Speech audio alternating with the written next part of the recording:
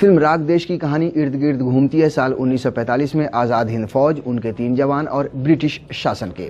Film में British Indian army के 3 जवानों शाहनवाज खान, गुरबख्श सिंह ढिल्लन और कर्नल प्रेम सहगल के ऊपर देशद्रोह और हत्या का आरोप लगाकर मुकदमा चलाया जाता है, क्योंकि इन 3 जवानों ने सेकंड वर्ल्ड वॉर के दौरान ब्रिटिश इंडियन आर्मी छोड़कर INA यानी नेताजी सुभाष चंद्र बोस की इंडियन नेशनल आर्मी को ज्वाइन कर लिया था।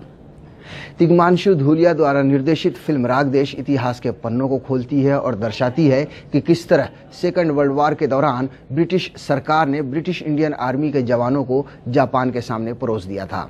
किस तरह नेताजी सुभाष चंद्र बोस ने देश की आज़ादी के लिए आज़ाद हिंद फौज का गठन किया था, और उन सबसे महत्वपूर्ण ये कि किस तरह देश के इन 3 सिपाहियों का मुकदमा लड़ा गया था। इसमें भारत की संपूर्ण आज़ादी से पहले हुई घटनाओं और वाक़यों को दर्शाने की अच्छी कोशिश की गई है। राग देश में सबसे अच्छी बात है इसकी कास्टिंग, जो परफेक्ट लगती है। अमित साध, कुणाल कपूर और मोहित मारवा ने अपने अपने किरदारों के साथ इंसाफ किया है, और ये तीनों उस दौर के देश के सिपाही पर्दे पर लगते हैं।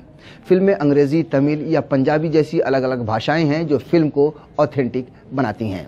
फिल्म राग देश का पहला हिस्सा कसा हुआ नजर आता है, मगर दूसरा हिस्सा थोड़ा बिखरता है और ऐसा लगने लगता है कि कहानी लंबी हो रही है। फिल्म की सबसे बड़ी प्रॉब्लम है इसका नरेशन और एडिटिंग। फ्लैशबैक और आज में कई जगह काफ़ी कन्फ्यूजन होता है। फिल्म को बहुत ही ध्यान लगाकर देखना पड़ता है, अगर थोड़ा भी ध्यान हटेगा तो कहानी समझ नहीं आएगी। निर्देशक तिग्मांशु धूलिया का कहानी कहने का अपना अंदाज है, मगर उन्हें भी ये सोचना चाहिए कि कहानी को आसान बनाकर कहा जाए ताकि आम आदमी भी उसे आसानी से समझ सके। अगर आपको इतिहास में रुचि है तो आप इस फिल्म को एक बार देख सकते हैं, और अगर इतिहास की जानकारी है तो इसे आसानी से समझ भी सकते हैं। फिल्म राग देश के लिए मेरी रेटिंग है 2.5 स्टार।